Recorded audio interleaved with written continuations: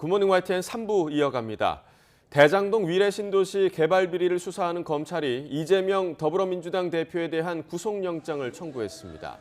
서울중앙지검 반부패 수사 1부와 3부는 이 대표를 배임과 이해충돌방지법 위반, 옛 부패방지법 위반, 특가법상 뇌물, 범죄수익은닉규제법 위반 혐의 등으로 사전 구속영장을 청구했습니다. 이 대표는 대장동 개발 과정에서 민간업자에게 특혜를 몰아주고 공사에 4,895억 원의 손해를 끼친 배임 혐의 등을 받습니다. 검찰의 구속영장 청구에 더불어민주당 이재명 대표는 검사 독재 정권, 역사의 심판 등 격한 발언을 쏟아내며 강하게 반발했습니다. 이 대표 체포동의안 표결은 열흘 뒤쯤으로 예상되는데 당내에선 이탈표 가능성에 촉각을 곤두세우고 있습니다. 보도에 손효정 기자입니다. 검찰이 구속영장을 청구하자 이재명 대표는 오후 일정을 취소하고 긴급 최고위원회의를 소집했습니다. 윤석열 정권을 검사 독재 정권으로 규정하고 사사로운 정적 제거 욕망에 법치주의가 무너져 내린 희대의 사건이라며 맹비난했습니다. 독재 권력은 진실을 조작하고 정적을 탄압했지만 결국 독재자는 단죄되었고 역사는 전진했습니다. 반드시 국민과 역사의 심판을 받을 것이다. 단 한 점의 부정행위를 한 적도 부정한 돈 한 푼 취한 적도 없는데 국민과 가족 곁을 버리고 도주하겠느냐며 의원이 맞서겠다고 강조했습니다. 그 대법원 판결에도 어긋나는 억지 주장을 써놓은 데다가 야당 대표가 영향력이 많으니까 구속해야 된다라고 쓰는 걸 보고 기가 막혔습니다. 지도부도 일제히 증거 하나 없는 정치적 영장 청구라며 비난의 목소리를 높였습니다. 윤석열 사단으로 채워진 검찰은 정부의 실정과 무능을 덮어주기 위한 카드로 야당 지도자 제거라는 극단의 선택을 하고야 말았습니다. 민주당은 현역 의원을 포함한 전국 지역위원장, 보좌진, 당직자 등의 대규모 규탄 대회를 예고했고 두 번째 도심 장외투쟁도 검토하고 있습니다. 이명기 일각에서도 검찰의 행태가 비겁하다는 비판이 나오면서 이 대표 체포동의안은 부결 전망이 높습니다.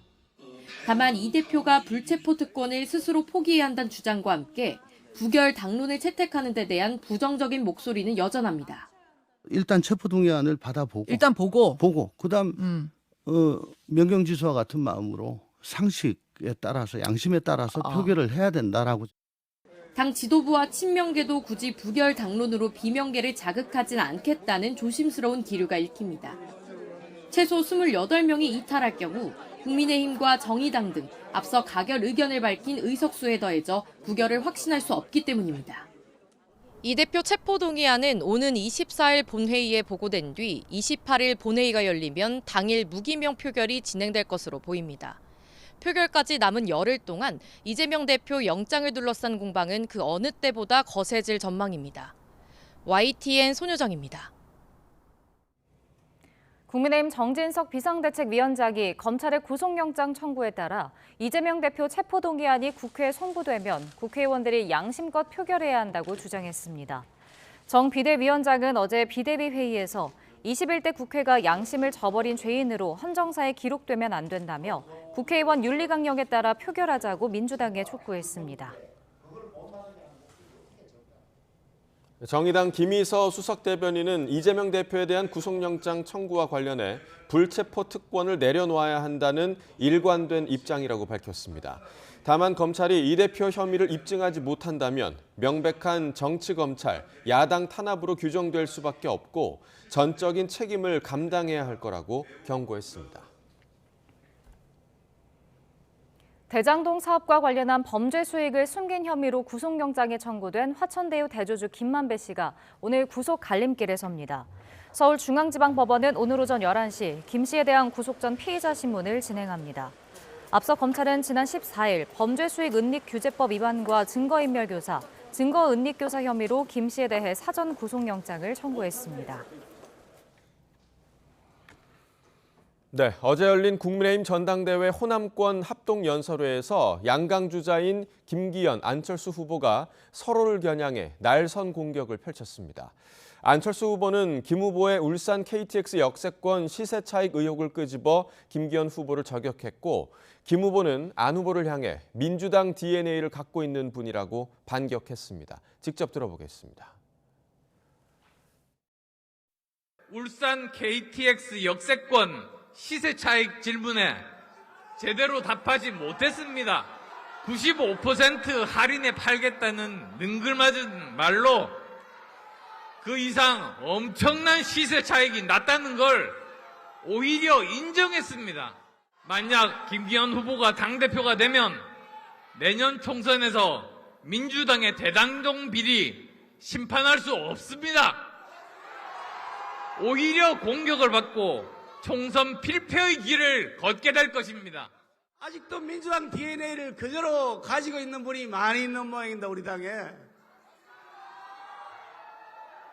저 김기현을 잡으려고 문재인이 청와대 경찰청 출동시켜서 1년 반 뒤졌습니다. 영장 신청 서로 나올 뻔했고요. 그때 다 나왔던 얘기입니다. 재탕, 3탕, 4탕, 이제 사골탕까지 다 끓일 모양인데, 이 민주당 시 프레임을 하면서 내부 총질할 후보 여러분 용납하시겠습니까? 국민의힘 당대표 양강 주자들이 오늘 충청과 대구를 찾아 표심 공략에 나섭니다. 김기현 후보는 경기 화성시와 충북 충주, 제천시 당협위원회를 잇따라 방문해 지지를 호소합니다. 안철수 의원은 코로나19 확산 당시 의료 봉사를 했던 대구 동산병원을 방문한 뒤 경북 칠곡 다부동 전투 전적기념관을 찾습니다. 천하람 후보와 황교안 후보는 각각 언론 인터뷰 일정 등을 진행하면서 당원들의 지지를 호소할 예정입니다.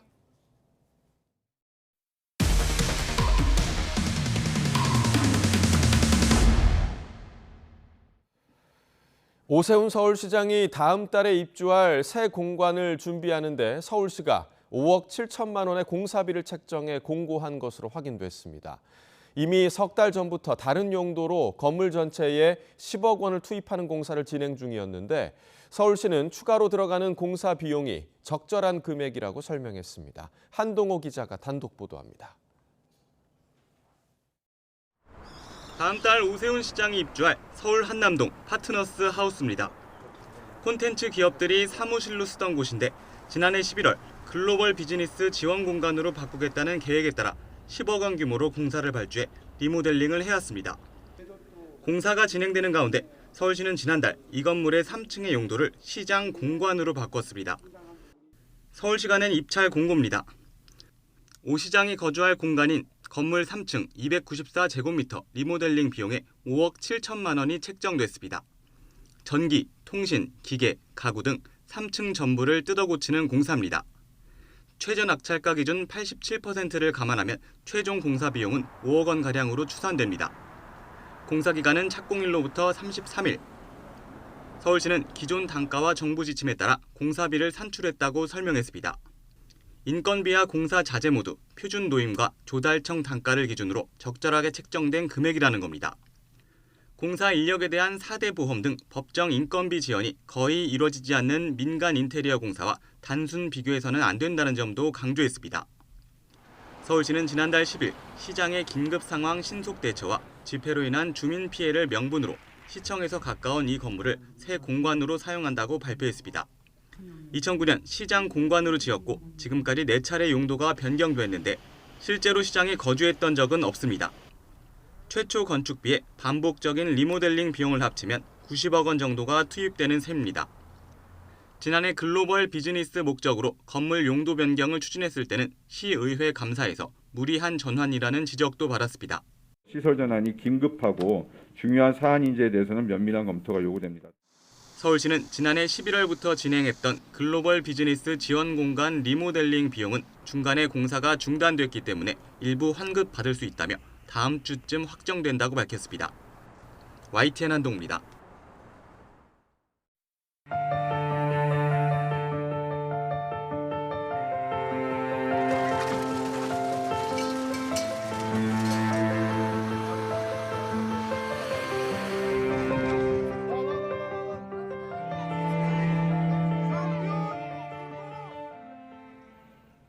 튀르키예와 시리아를 강타한 지진으로 인한 사망자가 4만 2천 명을 넘었습니다.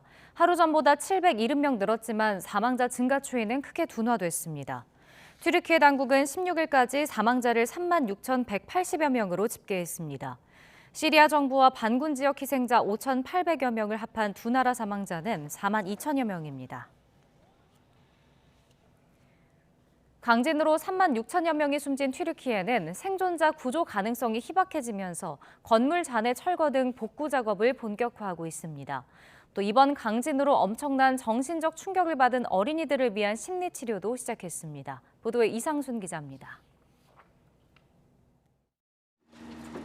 대형 굴삭기가 허물어진 콘크리트 더미를 걷어내고 있습니다. 더 이상 생존자 구조가 힘든 시점을 지나면서 이젠 피해 복구가 생존한 사람들의 몫입니다. Vallahi hayatımız diye bir şey kalmadı zaten. Çocuklarımdan çok korktuğum için onları il dışına gönderdim. Ben de burada dışarıda kovada odun yakarak ısınıyorum. Dışarıda kalıyorum. 주민 대부분이 지진으로 사망하거나 집을 잃고 두려움 속에 도시를 떠났습니다. 하지만 그럼에도 여전히 이곳은 삶의 터전입니다. Şu an milletin çoğu korkaraktan gitti. 7.6'lık bir depremden kurtulduk ama çoğu öldü. Bunlar korkuyla beraber il dışına çıktılar. Ama bunların dönüp dolaşacağımız yer gene burası. Biz hiçbir yere gidemeyiz. 튀르키예 오스마니에의 어린이들이 오랜만에 들떠 있습니다. 차례가 오면 마음에 드는 고양이 캐릭터를 얼굴에 그릴 수 있습니다. Biz buraya geldiğimizde yani burada insanlara ilaç veriyorlar, her şey. Vallahi burada çok mutlu olduk. Vallahi ben kendimden hissediyorum da buradan gitmek istemiyorum artık. 튀르키예 재난구조청이 지진 피해 지역 어린이들을 위해 진행한 행사입니다. 지진 발생 직후부터 피해 지역에 파견된 아동 심리치료 지원팀은 올해 내내 활동할 계획입니다. Burada çocuklara psikolojik destek veriyoruz depremden hemen sonra ve bu çocuklara iyi hissettiriyor. Bir haftadır biz buradayız ve bütün kamplarda psikososyal destek var. 1939년 에르진잔 대지진보다 더 큰 피해를 입은 튀르키예는 힘겹지만 재난 극복의 첫 걸음을 딛기 시작했습니다. YTN 이상순입니다. 유엔이 튀르키예 강진 피해자들을 돕기 위해 10억 달러, 1조 3천억 원 규모의 인도주의 기금 모금을 시작한다고 밝혔습니다.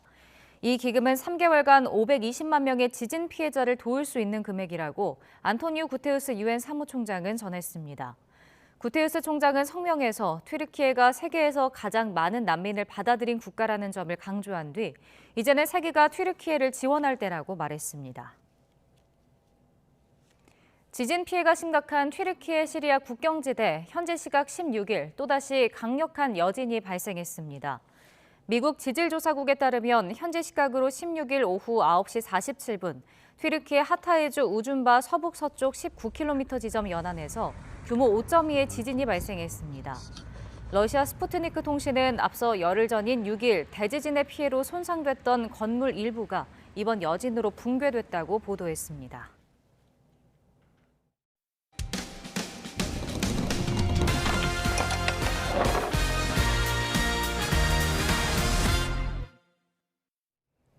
K리그 출신 축구 선수가 중고거래 앱에 허위 매물을 올린 뒤 돈만 챙기는 방식으로 사기를 쳤다는 제보가 들어왔습니다. 그런데 취재해보니 이 선수에게 돈을 건넸다가 돌려받지 못했다는 사람이 더 있었습니다. 보도에 김철희 기자입니다. A씨는 지난 3일 중고거래 앱에서 최신형 스마트폰을 판매한다는 글을 읽고 게시자와 대화를 시작했습니다. 판매자 B씨는 자신을 인터넷에 검색하면 나오는 축구 선수라고 소개하더니 부상을 당해 어쩔 수 없이 휴대전화를 싸게 파는 거라고 주장했습니다. 실제 B씨는 지난해 K리그 수도권 팀에서 활약했던 축구 선수가 맞았습니다. B씨가 직접 인터넷 인증서를 제시하고 영상통화로 얼굴까지 보여주며 피해자를 안심시켰습니다. 자기가 네이버에도 나오는 공인이고 지금 축구 선수다 이런 식으로 말을 해가지고 본인 인증이랑 화상 통화도 해가지고 그렇게 65만 원을 보내고 난 뒤 B씨 아이디는 갑자기 이용 정지 상태로 바뀌었습니다. 논란 피해자가 연락해 따졌더니 B 씨는 그제야 물건을 줄 수 없으니 돈을 돌려주겠다고 둘러댔습니다. B 씨가 현재 군복무 중이라는 사실을 안 건 그보다 더 나중이었습니다. 하지만 거짓말이 들통난 이후로도 B 씨는 이런저런 핑계만 댈 뿐 돈을 갚지 않고 있습니다.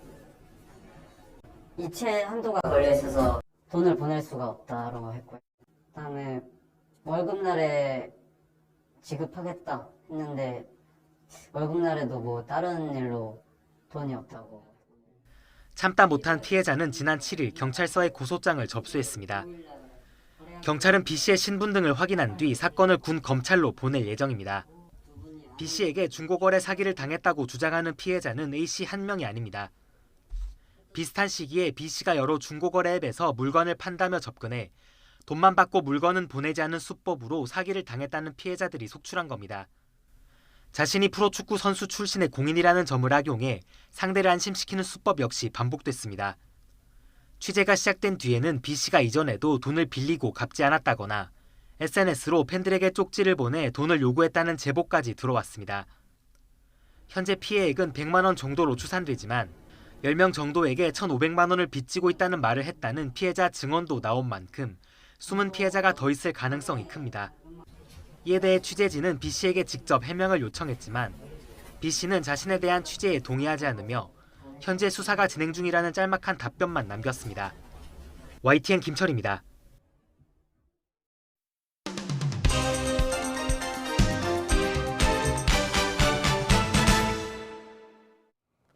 네, 2월 17일 금요일입니다. 오늘 아침 신문은 어떤 소식 다뤘는지 짚어보겠습니다. 이현웅 아나운서가 정리해왔습니다. 어서 오십시오. 안녕하십니까. 자, 첫 번째 기사 보겠습니다.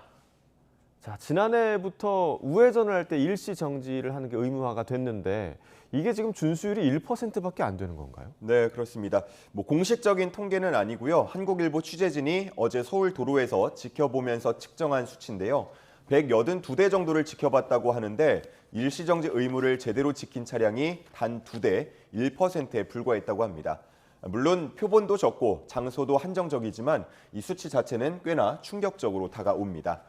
기사에서는 이렇게 우회전 일시정지가 완전히 제대로 정착하지 못한 사이에 사고가 계속되고 있고 그렇기 때문에 개선책 마련이 시급하다고 지적하고 있었습니다. 네, 개선책이라고 한다면 어떤 것들이 좀 있을까요? 여러 의견들 나오고 있는데요. 일부 운전자들은 교차로와 횡단보도 사이의 거리가 짧은 게 문제라고 보고 있기도 합니다.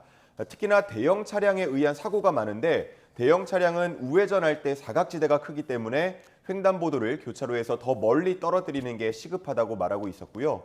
반면 교통 전문가는 횡단보도와 교차로를 떨어뜨리는 건 보행자의 불편도 감수해야 하기 때문에 쉬운 해결책은 아니라고 말했습니다. 중장기적으로 우회전 전용 신호등을 보급하되 그 전까지는 일시정지 의무를 지키는 게 중요하다고 말했고요. 또 우회전 차량이 감속할 수 있도록 과속 방지턱을 설치하는 방안도 고민해 볼 필요가 있다는 의견도 있었습니다. 네, 보행자들의 안전을 지키는 일인 만큼 이 준수율을 높일 수 있는 묘안이 조금 필요해 보입니다. 자, 다음 기사 보겠습니다. 자, 어제도 저희가 이제 동아일보에서 의대와 관련한 이야기를 좀 다뤘었는데 오늘도 관련 소식인 것 같습니다. 필수 의료 인력 공백 문제. 이 문제를 오늘 다루고 있나 봐요? 네, 그렇습니다. 네. 의대 블랙홀 문제를 어제 다뤘다면 오늘은 의대 내에서도 쏠림 현상이 빚어지고 있다라는 내용이 실려 있었습니다. 필수 의료 과목은 기피하고 돈을 많이 벌 수 있거나 이른바 워라밸이 좋은 곳으로만 몰리고 있다는 건데요. 기피하는 전공 3가지를 꼽아달라라는 설문을 해봤더니 의대생들이 꼽은 1순위 전공 혹시 어떤 건지 좀 추측이 가능하시겠습니까? 네, 최근에 좀 화제가 됐었죠. 소아청소년과 아닌가요? 예, 네네네. 맞습니다. 소아청소년과가 1순위로 꼽혔고요. 이어서 흉부외과 또 산부인과 순이었습니다. 이런 전공들이 기피되는 이유는 2가지였는데요. 하나는 지나친 업무 강도, 또 다른 하나는 소득 문제였습니다. 최근에 발표된 전공별 주당 근무 시간을 보면 이런 필수 의료 전공들은 80시간을 초과해서 근무한다고 응답하는 경우가 많았고요. 반대로 피부과나 마취통증 의학과 등은 좀 적게 나타나서 전공마다 워라밸 격차가 큰 것으로 드러났습니다. 그리고 소아청소년과 개원의의 평균 소득을 보면요. 1억 875만 원으로 나타났는데 전체 의사 평균인 2억 3천여만 원의 절반에도 미치지 못하는 수준이었습니다. 그래서 외과 등을 전공으로 하고 성형외과를 개원하는 경우도 적지 않다는 현장의 목소리 실려 있었고요.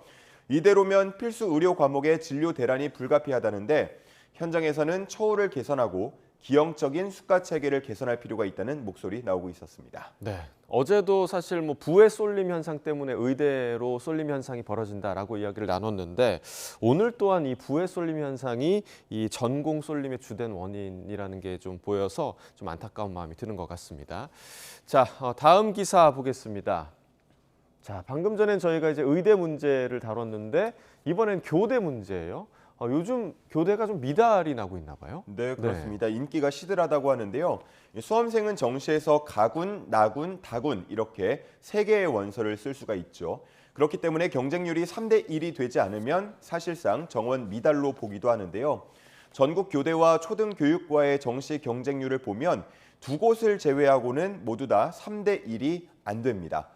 평균, 전체 평균으로 따져도 2대 1에 그치는 집계가 나왔습니다. 네, 이 입학한 다음에 중간에 그만두는 학생도 많다 이런 얘기도 들었거든요. 이렇게 교대의 인기가 떨어진 이유가 좀 어디에 있을까요? 네, 가장 근본적으로는 학령 인구 감소를 꼽을 수가 있겠는데요. 학생이 줄면서 교사도 적게 뽑고 있습니다. 올해 17개 시도교육청의 임용 규모를 보면 작년보다 5.2% 줄어든 모습 확인할 수 있었고요. 임용이 어려워진 게 가장 큰 인기 하락 원인이었고 또 교권 침해 사례가 빈번히 발생하는 것도 영향을 주고 있다고 합니다. 그리고 또 다른 의견도 있었는데요. 다양한 경험을 원하는 MZ세대 특성상 교대보다는 종합대학을 선호한다는 분석도 있었습니다. 네, 과거에는 이 교사가 존경받고 또 선망이 되는 그런 직업군이었는데 새삼 세상이 많이 바뀌었구나 하는 거를 좀 느끼게 됩니다. 자, 다음 기사 보겠습니다. 자, 3시간이면 뚝딱 AI로 유튜브 영상을 표절했다. 자, 또 AI 관련 문제가 좀 나왔나 봐요. 네, 그렇습니다. 최근에 한 과학 영화 유튜버가 자신의 유튜브 영상이 도둑질 당하고 있다면서 고발하는 영상을 올려서 논란이 되고 있습니다. 이 표절이라고 지적하는 영상을 보면 원본과 비슷한 썸네일과 또 대본이 활용되고 있음을 알 수 있는데요. 고발 영상에 대한 관심이 높아지면서 표절 영상을 올렸던 채널 운영자는 사과를 하고 또 영상을 모두 지운 상태입니다. 그리고 표절 과정에 AI가 활용된 걸로 알려지면서 논란이 커지고 있습니다. 네, 우주 관련 내용인 것 같은데 그러면 우주에 대해서 전혀 몰라도 이 AI를 활용하게 되면 3시간 만에 그대로 영상을 만들어낼 수 있는 건가요? 네, 그렇습니다. 실제 표절 영상을 올린 유튜버가 했던 말을 보면요. 3시간 만에 만들 수 있다 이런 얘기를 하고 있는데 표절 유튜버는 몇 가지 AI 프로그램을 활용해서 이 영상을 복제했습니다. 먼저 조회수나 제목 등을 분석해서 이용자들에게 인기가 많은 영상을 찾아내주는 프로그램이 활용이 됐고요. 그렇게 타깃을 고르고 나면 원본 영상의 소리를 듣고 텍스트 파일로 바꿔주는 AI 프로그램을 통해서 대본을 만들어냈다고 합니다. 또 맥락에 맞게 새로운 한국어 문장을 만들어주는 AI를 통해서 원본과는 조금 더 다르게 변형하기도 했습니다. 원작자는 몇 달을 걸려서 논문을 읽어가면서 영상을 만들었는데 3시간 만에 베꼈다니 피가 거꾸로 솟는 기분이다라고 말했습니다. 네, 몇 번을 저희가 좀 언급하기도 했습니다만 이 인공지능의 발달과 더불어서 인공지능 윤리 문제도 분명히 함께 좀 고민돼야 할 부분인 것 같습니다. 자, 다음 기사 보겠습니다. 자, 이제 내일이면 벌써 대구 지하철 방화 참사가 20주기가 되네요. 네, 그렇습니다. 20대 청년이 가장이 되고 또 40대 장년은 환갑을 넘기는 그런 시간입니다. 하지만 생존자들은 그날을 여전히 잊지 못하고 있다고 하는데요. 지금도 어두운 곳에 들어가면 심장이 쿵쾅거리고 누가 건드리면 바로 폭발할 정도로 신경이 곤두선 상태가 꽤 오래 지속됐다고 했습니다.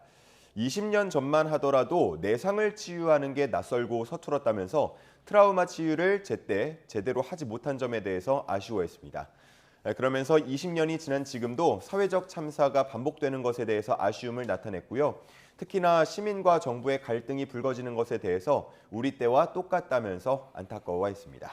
네, 대구 지하철 중앙로역에 가면 기억 공간 마련돼 있죠. 네, 지금 사진에서 나오고 있는 공간인데요. 사고의 현장 사진과 피해자들이 사망 직전 가족과 친구들에게 남긴 메시지를 전시하고 있고요. 또 화재 당시 녹아내린 매점, 공중전화기, 광고판 등도 볼 수 있습니다. 또 희생자들의 사진과 이름도 붙어 있는데요. 20주기가 됐다는 소식을 듣고 추모를 하기 위해서 시민들이 이 공간을 지금 찾고 있다고 합니다. 추모객들은 희생자들의 명복을 빌면서 생존자에 대한 국가의 도움이 지금이라도 이어졌으면 좋겠다는 바람을 보이고 있었습니다. 네, 그때의 충격이 저희에게도 여전한데 어떻게 잊겠습니까? 같은 마음으로 20년 전의 그날을 저희가 좀 함께 좀 기억했으면 좋겠습니다. 굿모닝 브리핑 이현웅 아나운서와 함께했습니다. 고맙습니다. 감사합니다.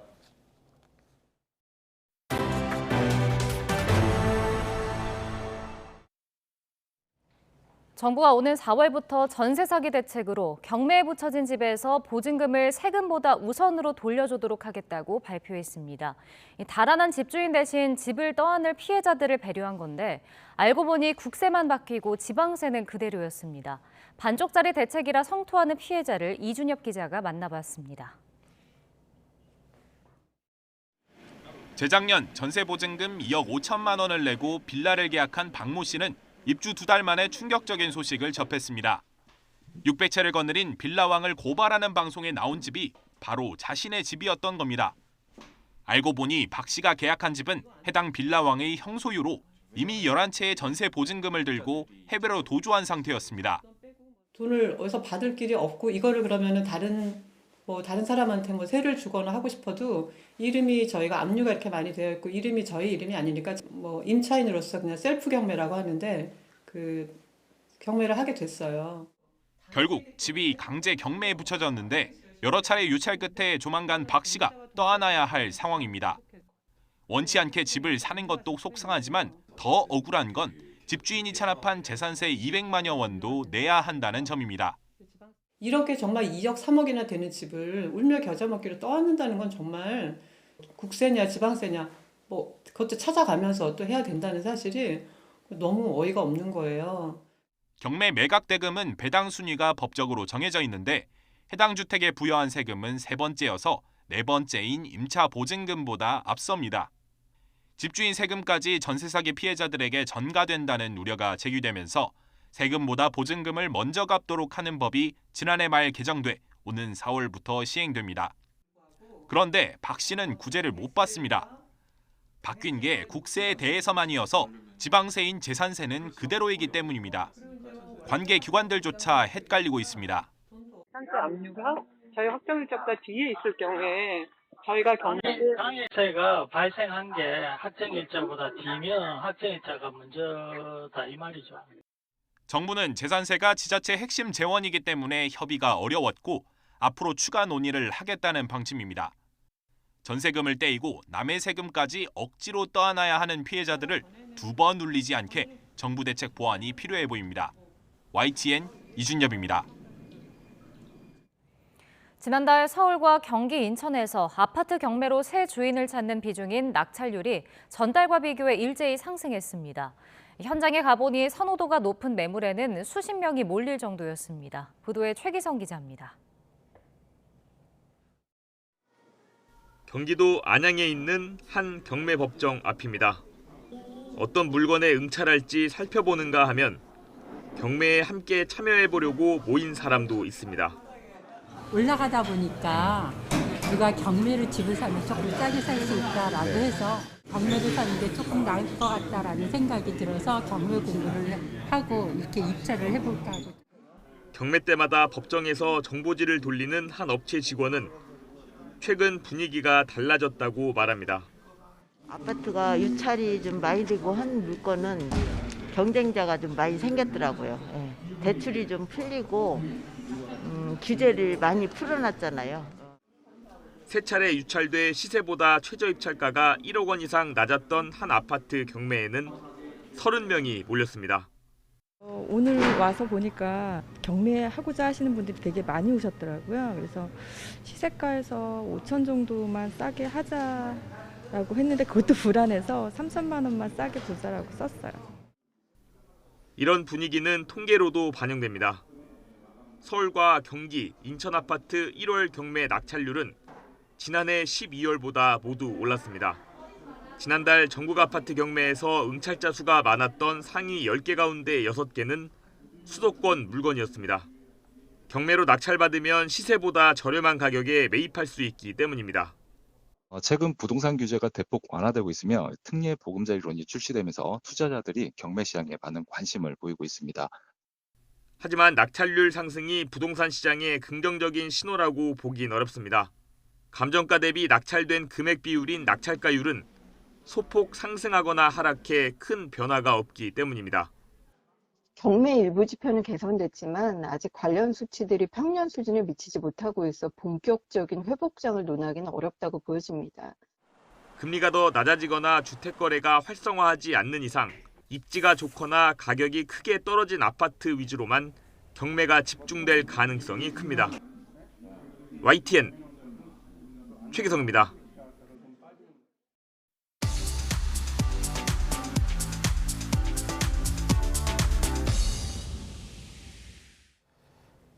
네, 경제 소식을 빠르고 친절하게 전달해 드립니다. 오늘 굿모닝 경제는 한양대학교 경제금융대학 이정환 교수와 함께하겠습니다. 어서 오세요. 어서 오십시오. 자, 먼저 밤사이 해외 증시 소식부터 알아보겠습니다. 뉴욕 증시가 꽤 많이 떨어졌더라고요. 어젯밤에 발표된 그 미국 생산자 물가지수 영향으로 볼 수 있을까요? 예, 어제 밤사이에 사실은 두 가지 중요한 경제 지표가 발표가 됐는데요. 예. 하나는 아까 말씀하신 이제 생산자 물가지수라고 하죠. 이 도매 물가지수라고 많이 표현을 하는데 이제 물건을 만들 때 얼마나 비용이 드는지 이런 것을 측정하는 지표라고 말씀드릴 수 있겠고요. 네. 두 번째는 신규 실업 수당 신청이라고 이야기하는데 결국은 얼마나 실업 수당을 신청하는 분들이 늘어났느냐 이런 지표니까 결국은 노동 시장이 좋을수록 흔히 말하면 고용이 많을수록 사실 신규 실업 수당 신청은 줄어들어야 됩니다. 근데 그러니까 그런 상황이 사실 발생했는데 어제 말씀드려보자면 생산자 물가 지수는 보통 월 단위로 측정을 하고 왜냐하면 이거는 계절성, 흔히 말하는 계절적인 요인이 그렇게 크지 않기 때문에 전월 대비 얼마나 바뀌었는지 보통 이야기를 하는데 네. 시장의 예측은 한 0.4% 정도 오를 것이다라고 예측을 했는데 실제 발표된 지표는 0.7% 정도 올랐고요. 그다음에 아까 말씀드린 신규 실업수당 신청은 시장에서는 한 20만 건 정도로 예측했는데 실제 지표를 보니 19만 4천 건 정도 나왔거든요. 죄송합니다. 그 말은 결국은 이제 물가는 오르고 그렇지만 노동시장은 강하다라는 이야기인데 어떻게 보면은 이런 것을 신경 쓸 수 있는 요인은 결국 수요가 굉장히 세다. 생각보다 미국이 긴축 정책을 피고 있지만 수요가 잠잠해지지 않고 수요가 굉장히 오르고 있고 이에 따라서 물가 상승 압력들이 계속 진행되고 있는 것들이 아니냐라는 우려가 커지게 되었고요. 이에 따라서 사실은 긴축 정책이 더 길게 갈 것이 아니냐. 이렇게 되면 금리가 올라가게 되고 자산 시장은 부정적인 영향을 끼칠 수밖에 없기 때문에 어제 두 가지 지표, 그 흔히 말하는 생산자 물가 지수하고 신규 실업수당 신청이 모두 다 안 좋았다. 이런 차원에서 주식시장은 안 좋았다. 이런 차원에서 결국 주가가 하락하지 않았느냐 이렇게 보고 있습니다. 네. 지금 말씀하신 지표에다가 앞서 그 소비자 물가 지수도 그 시장 전망치보다 높게 나왔기 때문에 뭐 인플레가 좀 장기화하는 거 아니냐 이런 우려도 나오고 있는 것 같더라고요. 이게 원달러 환율도 보니까 1,300원 정도 이제 근접을 했죠.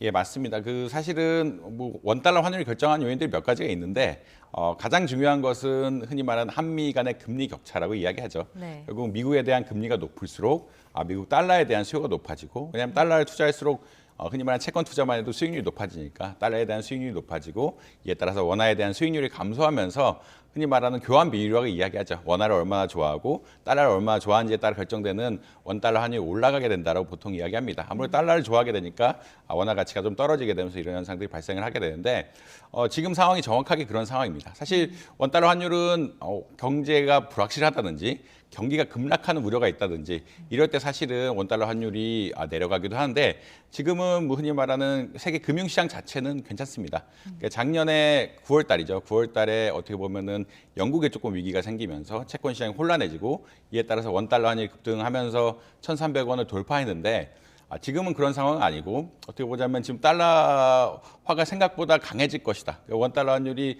생각보다 안 떨어질 것이다. 이것의 근본은 미국이 긴축 정책을 아마 더 해야 되는 것들이 아니야. 1월 달 지표들 자체가 결국 소비자 물가지수, 생산자 물가지수, 노동시장 지표 자체가 지금 생각보다 수요가 안 떨어지고 있고 이게 수요가 안 떨어지니까 물가 상승 압력이 계속 세지고 이 물가 상승 압력이 세지는 걸 막기 위해서는 수요를 줄여야 되고 이러면 긴축 정책을 오래 가야 되는 것들이 아니냐라는 이런 전반적인 논리에 따라서 사실 하반기 때 사실 긍정적으로 기대하시는 분들은 미국이 이제 통화 긴축 정책을 풀고 통화 완화 정책을 가지 않을까라고 생각을 했는데 그런 기대감은 점차 사라지고 있다라고 아마 이해하시면 될 것 같고요.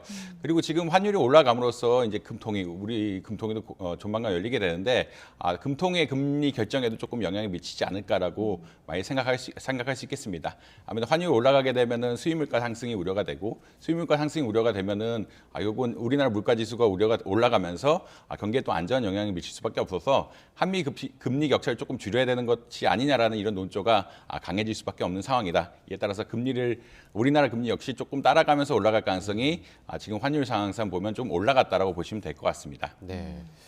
자, 국내 부동산 소식도 좀 이야기를 나눠보겠습니다. 지난해 서울 아파트 실거래 가격이 무려 22%나 하락했다고 합니다. 이게 역대 최대 낙폭이죠? 사실 이제 우리가 이제 주택가격 급락을 경험한 것이 2008년 금융위기 때죠. 근데 금융위기 때보다 한 2배 이상 하락했다. 2008년 봤을 때 한 2배 이상 하락했다라고 이야기를 하고 있고요. 뭐 약간 지표상에 뭐 착시는 조금 있습니다. 이제 그때는 2008년은 쌍둥이 위기라고 해서 한번 금융위기가 왔다가 좀 나아질 것 같다가 다시 안 좋아지면서 뭐 이런 현상들이 있으면서 천천히 영향을 미쳤는데 지금 작년 1월 달부터 어떻게 보자면 그 고금리 그다음에 러시아 우크라이나 사태 이런 것들이 전반적으로 겹치면서 부동산 시장이 굉장히 안 좋았죠. 한꺼번에 안 좋아지는 상황이 발생해서 22년 굉장히 많이 떨어졌다라고 아마 이해하시면 될 것 같고요. 그렇지만 사실은 뭐 시장에서 우려하는 것도 뭐 거래량도 굉장히 떨어져 있고 지금 금매밖에 거래가 안 된다라고 이야기하고 이것이 회복이 안 될 것이 아니냐라는 우려들이 겹치면서 좀 시장의 우려가 굉장히 많은 상황이다. 최근 부동산 PF도 안 된다, 미분양률도 높아진다 이런 여러 가지 우려들이 있으면서 뭐 시장이 굉장히 걱정이 많은 상황이고요.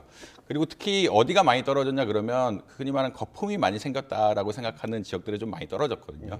그러니까 흔히 말하면 수도권에 특히 노도강이라고 하는 이제 흔히 말하는 강북 지역에 2020년 후반 이렇게 가격이 급작스럽게 오르면서 이쪽 부분에 거품이 많이 낀 게 아니냐라고 했는데 사실 그때 사신 분들은 어떻게 보면은 금리가 흔히 말해 영끌을 했던 분들이 많고 영끌을 하셨던 분들은 사실 금리를 굉장히 지금 상황에서는 변동금리에 따라서 굉장히 피해를 많이 보고 있기 때문에 금매 같은 것도 사실 많이 나올 수밖에 없는 상황이고 이런 금매를 다른 사람들이 사면서 가격 하락을 좀 유도한 것이 아니냐라고 아마 평가할 수 있겠습니다. 네. 그런가 하면 지난달 서울 아파트 거래량은 7개월 만에 최대를 기록했는데 뭐 회복세다, 뭐 집값 바닥론이다라는 말을 하기는 좀 이렇게 시기상조일까요? 사실 조금 시기상조라고 보통 이야기를 하고요. 뭐 몇 가지 지표들이 있습니다. 첫 번째는 거래량 지표인데 거래량 지표가 지난달 이제 1,000건이 1,200건 정도로 제가 기억하고 있는데 1,000건이 넘으면서 이제 꽤 회복된 것이 아니냐. 지난달 이전에는 사실 600건, 700건 이러면서 거래량이 굉장히 작았거든요. 근데 아무래도 2021년, 2020년, 특히 2020년에는 월간 거래량이 6,000건이 넘었습니다. 거래량 지표 자체가 회복이 되긴 했는데 아직까지는 그렇게 크게 회복된 것 같지는 않다라고 보고 있는 게 맞고요. 두 번째 요인으로는 미분양률을 보통 이야기하는데 미분양 가구 수가 계속 증가하고 있습니다. 지금 뭐 한 7만 가구가 됐다라고 보통 이야기하는데 한창 줄었을 때는 2만 가구까지 줄었거든요. 미분양 가구가 2만 가구 줄었다는 얘기는 수요가 너무너무 많아서 흔히 말하는 안 좋은 입지 아파트라도 너도 나도 살려고 했다라는 그런 식으로 해석이 가능한데 지금 미분양 아파트가 7만 개가 됐다는 이야기는 사실은 분양이 웬만큼 좋지 않은 데에는 거래가 일어나지 않고 있다. 그러니까 물건이 좋지 않으면 사람들이 사지 않고 있다라고 해석이 가능해서 아직까지 좀 시기상조가 아닌가라고 많이 평가를 하고 있고 특히 분양 가격 역시 아무래도 인플레이션 때문에 굉장히 많이 올라가고 있어가지고 전반적으로 이런 가격이라든지 미분양률 그다음에 거래 건수로 봤을 때는 지금 물론 이번에 특례 보금자리론이라고 이야기하죠. DSR 규제를 안 받는 론들이 그러니까 대출들이 좀 늘어나면서 어떻게 보면 이 흔히 말하는 아파트 거래를 주도한 측면이 있는데 그런 효과는 어떻게 보면 일시적인 것이고 지금 시장의 공급과 수요를 생각해 보면은 아직까지는 흔히 말하는 이게 바닥론을 이야기하기는 좀 어려운 것들이 아니냐라고 많이들 보고 있습니다. 네. 자, 그리고 최근 대한항공에서 그 마일리지 개편안 발표했다가 굉장히 불만이 폭주했거든요. 원희룡 국토부 장관이 이제 공개적으로 문제 제기를 하면서 대한항공이 대책을 내놨습니다. 이 대책 좀 어떻게 보세요? 사실 시장의 평가는 굉장히 안 좋습니다. 그러니까 일단은 마일리지가 어떻게 바뀌었는지 조금 이해를 하셔야 되는데 마일리지 바꾼 정책은 기본적으로 마일리지 거리제로 하겠다. 예전에는 대한항공이 권역제라고 이야기하죠. 아시아권은 얼마, 유럽권은 얼마, 뭐 이런 식으로 권역제로 하겠다라고 이야기를 했고 두 번째는 이코노미에 대해서 마일리지를 안 쌓아주겠다라는 그 얘기 크게 두 가지가 이번에 대한항공 마일리지 변경 안에 가장 큰 맥락이었거든요. 그렇게 이제 사람들이 이런 것들에 대해서 굉장히 불만이 많죠. 왜냐하면 네. 사실 마일리지를 타고 갈 때는 먼 거리를 많이 타고 예. 그다음에 보통 작은 거리 아시아권을 갈 때는 대한항공 말고라도 여러 LLC라고 이야기하죠. 예. 뭐 다른 저가항공사. 저가항공사들이 있으면서 우리가 가격이 싼 데로 충분히 바꿀 수가 있고 거기에서 좋은 서비스를 받을 수 있는데 굳이 그쪽에 그러니까 지금 거리상으로 마일리지 개편한다는 이야기는 멀리 갈 때 많이 나고 조금 갈 땐 그 마일리지 덜 난다는 이야기이기 때문에 시장의 수요와는 상반된 그런 라인이다 그런 정책이었고 이런 것에 대해서 비판이 이니까 결국은 어떻게 보면은 이제 마일리지를 살 수 있는 항공권 좌석을 늘리겠다 뭐 이런 식의 이야기를 하는데 이거 역시 사실 어떻게 보면 미봉책이다라고 많이 뭐 이야기를 생각을 하고 있습니다. 근본적으로 봤을 때는 이 마일리지 제도가 어떻게 보자면 사람들이 수요와 안 맞는다는 차원에서 가장 비판을 많이 받고 있거든요. 네. 그러니까 멀리 가고 특히나 비즈니스, 그러니까 지금 가장 많이 오른 게 미주 지역 비즈니스 승급을 할 때 마일리지를 하려면 예전보다 50% 이상이 올라간다고 보통 뭐 이야기를 하고 있는데 뭐 이 하와이 같은 데 가면 좀 짧으니까 이제 비용이 좀 떨어지고 이런 측면이 있긴 한데 결국은 사람들의 수요와 반하는 정책, 이걸 지금 대한항공 마일리지 정책이 바뀌면서 이것이 불만이 굉장히 많이 쌓이고 있는 것이고 결국은 장거리에서 조금 너무 오래 걸리니까 조금 오래 가려 그러면 프리스티지 좌석 같은 것들을 하려고 하는 게 사람들의 수요인데 이런 것의 수요를 막고 이런 부분에 대한 가격을 굉장히 많이 올린 이런 마일리지 정책을 폈기 때문에 굉장히 불만이 많다. 그래서 지금 뭐 마일리지 좌석 수를 늘린다라고 이야기하고 있지만 그것에 대한 평가 역시 이거 너무 흔히 말하는 미봉책이 아니냐. 그냥 이렇게 소비자의 수요라는 근본적인 건 파악 안 하고 그냥 좌석수만 늘리는 게 어떤 의미를 가지고 있느냐. 이런 것에 대한 전반적인 비판이 따르고 있다라고 보시면 될 것 같습니다. 네, 수요를 고려한 정책이 나올 필요가 있다라고 이야기를 해주셨습니다. 한양대학교 이정환 교수와 경제 이야기 나눠봤습니다. 고맙습니다.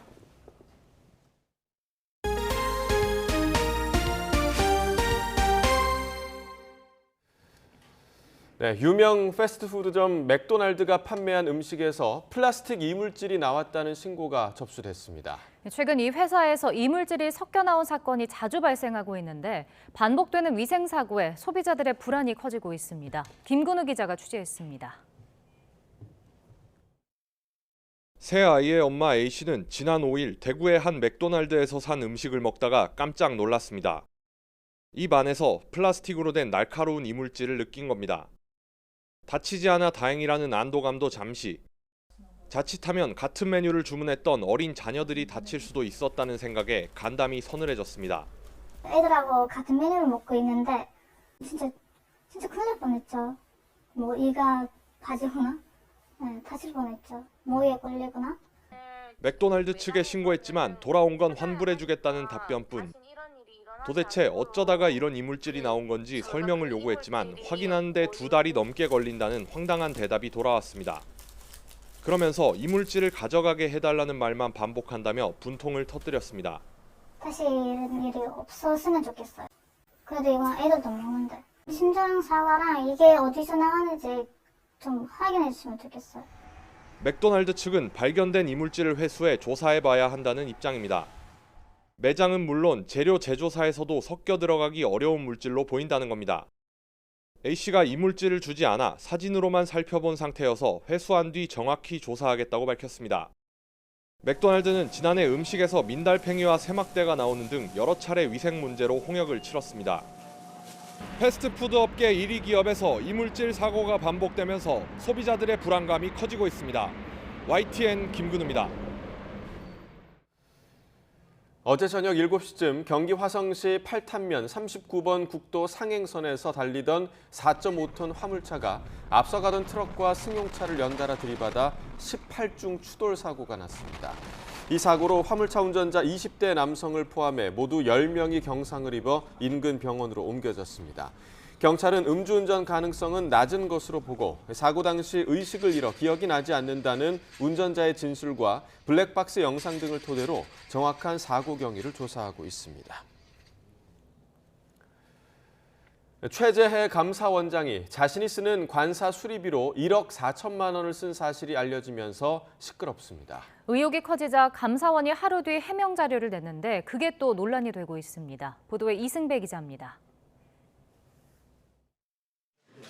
논란에 불씨를 댕긴 건 국회 법사위 질의 때였습니다. 최재해 감사원장이 취임 이후에 자신이 사는 관사를 고쳤는데 세금 1억 4천만 원을 썼다는 지적이 나왔습니다. 7개월 동안 지금 관사 개보수비로 1억 4천만 원 쓰셨습니다. 지금 마당 말고요. 전체 개보수비로 1억 4천만 원. 뭘 그렇게 고칠 게 많은가?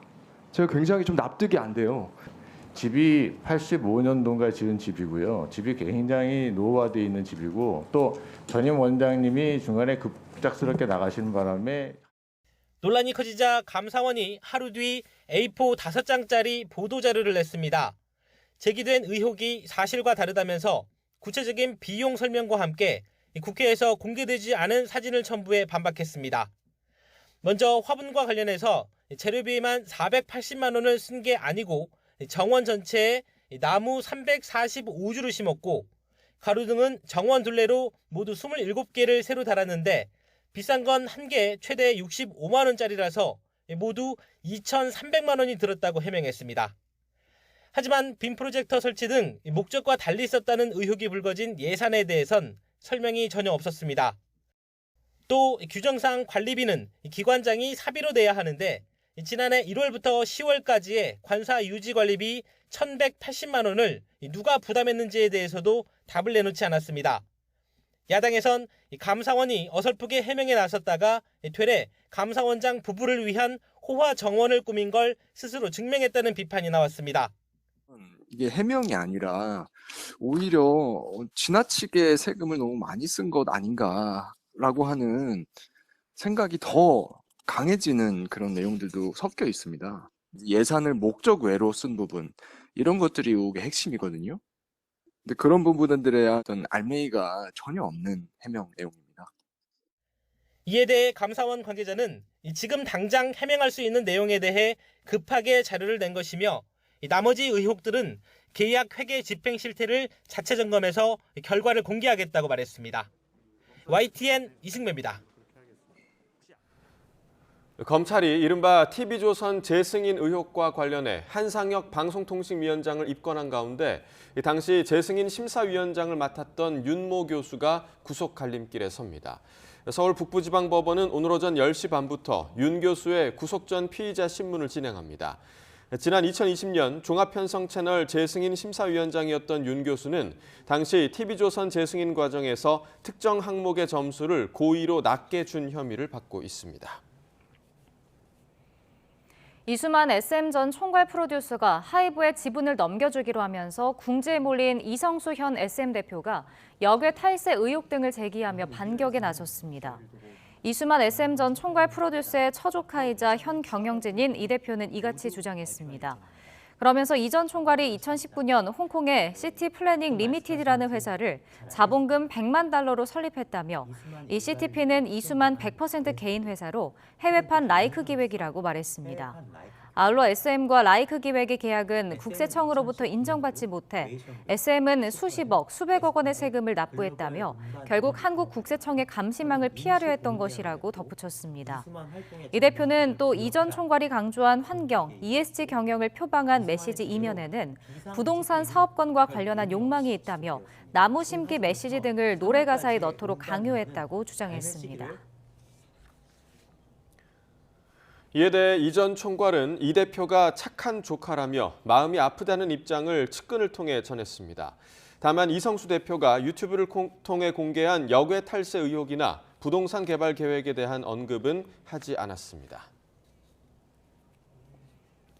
이수만 전 SM 총괄 프로듀서의 탈세 의혹과 관련해 하이브는 이수만 전 총괄과의 계약에는 문제가 없다며 적극 소명에 나섰습니다. 하이브는 계약서상에 이 전 총괄과 SM 간의 관계를 완전히 해소한 만큼 로열티 발생의 소지가 없다고 밝혔습니다. 그러면서 만약 법인에 문제가 있다면 이를 알고도 승인한 SM 내부 주체가 누구인지 검토하겠다며 역공에 나섰습니다.